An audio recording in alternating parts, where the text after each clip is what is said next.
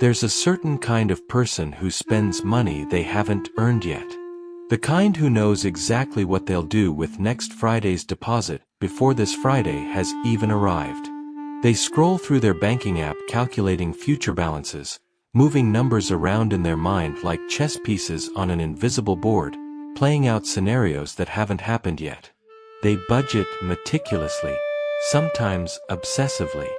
They know down to the dollar what's coming in and what needs to go out. But if you look closer, you'll notice they're not living in today. They're perpetually residing 3 weeks ahead, in a future that promises relief they can't quite touch.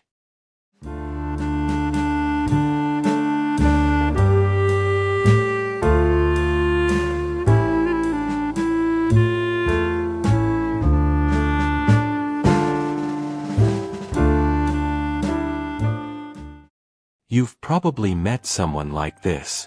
Maybe you've wondered why they seem so certain about plans that depend on paychecks that haven't cleared, on overtime that hasn't been approved, on bonuses that might not come. Or maybe, if you're honest, you've recognized pieces of this in yourself, that familiar sensation of mentally spending tomorrow's money to solve today's problem. What most people don't see is that this isn't just poor financial planning or simple impatience. Psychologically, it's temporal discounting in reverse, a survival adaptation where the future becomes more real than the present because the present feels too constricting to survive in. Their brain has learned to borrow from tomorrow because at some point, yesterday taught them that today would never be enough. Perhaps they grew up watching parents juggle bills like flaming torches, learning early that money is always a promise, never a possession.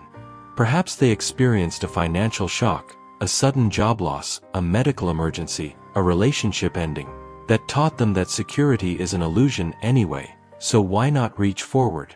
There's a peculiar mathematics to this way of living. They become experts at projection, at calculating net pay before gross is earned, at factoring in every variable except the ones that matter most. The unpredictable, the emergency, the expense that arrives unannounced like an unwelcome guest. They know that Wednesday's direct deposit will be $1,847.32 after taxes and deductions. They know that $680 goes to rent, $150 to the car payment, $95 to insurance, $200 to groceries, $80 to utilities. They know that leaves $642.32 for everything else, and they've already allocated every dollar of it. But here's where it gets complex. The same forward thinking that keeps them organized also keeps them trapped. They become masters of financial forecasting but quietly struggle with financial presence. It's not that they're reckless, it's that they're caught in a current they can't swim against. They don't spend carelessly. They spend strategically, constantly trying to outthink a system that's designed to keep them exactly where they are. What looks like poor impulse control is actually hyper-awareness of their limitations combined with a desperate attempt to create breathing room in an economy that offers none. When they buy something today with next week's money, they're not being frivolous.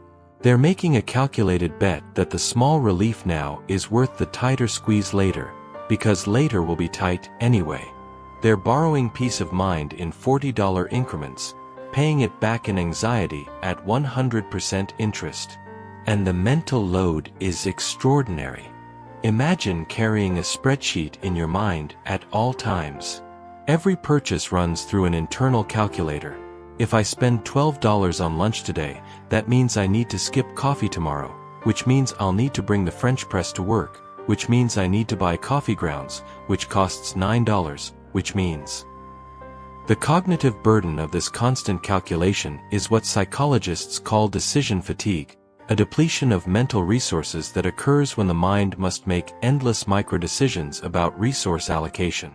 Their brain is running simulations constantly. If the car breaks down next week, they can shuffle the utility payment to the following week, but that means they'll need to eat from the pantry for 4 days, which is possible if they get creative with that half bag of rice and the canned beans, but then they'll need gas money for the week after, so maybe they can ask for an advance, but they already did that last month, so perhaps they can pick up that extra shift on Saturday. But that's the day they promised their partner they'd be present. Actually present, not just physically there, but mentally calculating the hourly wage of their attention. It's exhausting in ways that people with financial cushions can't fully comprehend. There's a particular kind of stress that comes from living in the future tense. It's the stress of waiting, not for something good to arrive, but for something bad not to happen. They're waiting for the check engine light not to come on. For the tooth that's been aching not to require a root canal. For their child not to outgrow their shoes before next month. For the phone not to ring with their mother's number and bad news about medical bills.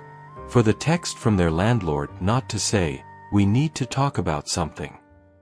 But here's what makes this particular psychology so misunderstood. Society reads their behavior as a character flaw when it's actually an environmental adaptation. We live in a culture that moralizes money. That says if you're struggling, you must be doing something wrong.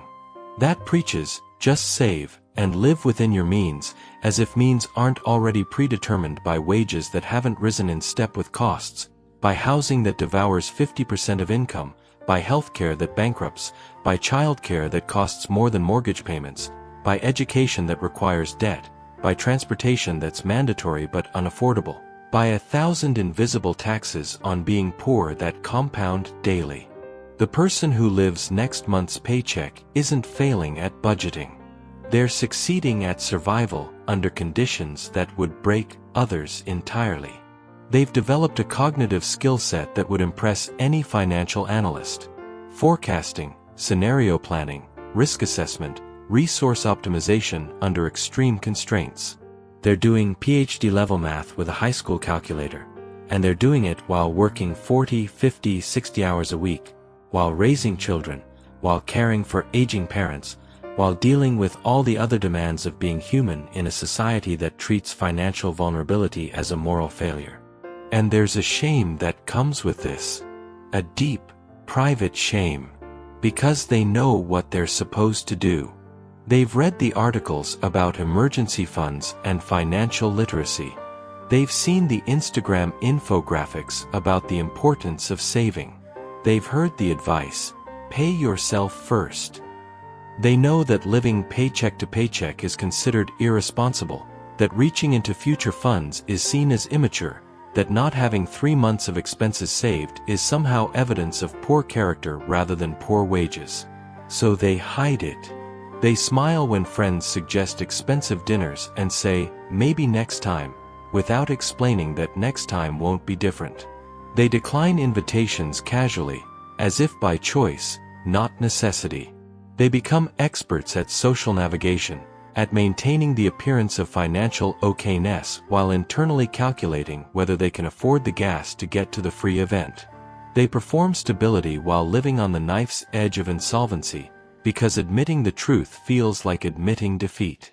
What psychologists recognize but society refuses to acknowledge is that this is situational, not dispositional. This is about systems, not souls. The behavior isn't the problem. The behavior is the adaptation to the problem. And the problem is structural. Wages that don't cover costs, costs that rise faster than incomes, a safety net with holes large enough to fall through, an economic system that requires a certain percentage of people to struggle so that others can accumulate. The person living next month's paycheck is exhibiting what's called precarious equilibrium, a state of constant adjustment to maintain balance in an inherently unbalanced system.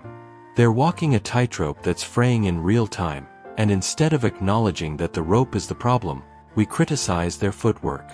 And isn't this where we all recognize ourselves, even those of us with more cushion? We all have our version of living ahead of ourselves, of borrowing from a future we hope will be kinder than the present.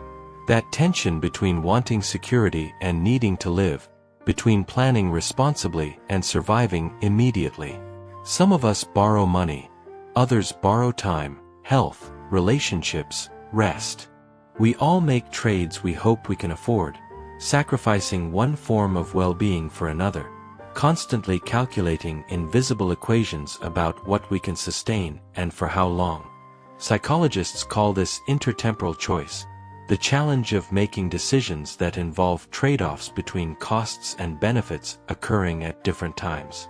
We're all negotiating with our future selves, making promises we hope we can keep, taking from tomorrow to pay for today, whether that's financial, emotional, or physical. The person who lives next month's paycheck is just doing it with money, which makes it visible and therefore judgeable. But we're all engaged in the same fundamental human struggle, trying to have enough, trying to be enough, trying to make it through this day and into the next one with some small piece of ourselves intact. So if you are this person, if you've ever checked your bank account and mentally added the pending deposit, if you've ever divided your life into pay periods, if you've ever felt that specific knot in your stomach when an unexpected expense arrives 3 days before payday, know this: you're not failing at adulthood. You're succeeding at impossible math. You're not irresponsible. You're over-responsible, carrying the cognitive load of financial precarity while simultaneously being told that the weight you're carrying doesn't exist, that you should just try harder, that your exhaustion is evidence of laziness rather than labor. Your ability to stretch $100 into $200 worth of survival is not a character flaw. It's an advanced skill developed under pressure that would crush people who've never had to develop it. Your constant mental calculation isn't anxiety, it's vigilance in the face of real threat. Your future-focused thinking isn't poor planning, it's adaptive strategy in a system designed to keep you reacting rather than building. You deserve rest. Not just physical rest, but mental rest. The kind of rest that comes from not having to calculate the hourly cost of your existence. The kind of rest that comes from knowing that next month's money can stay in next month, that today has enough for today, that there's a margin between what you have and what you need. And here's what's most important to understand: your worth is not determined by your bank balance, your credit score, or the number of pay periods you can survive without income. Your humanity isn't contingent on your liquidity.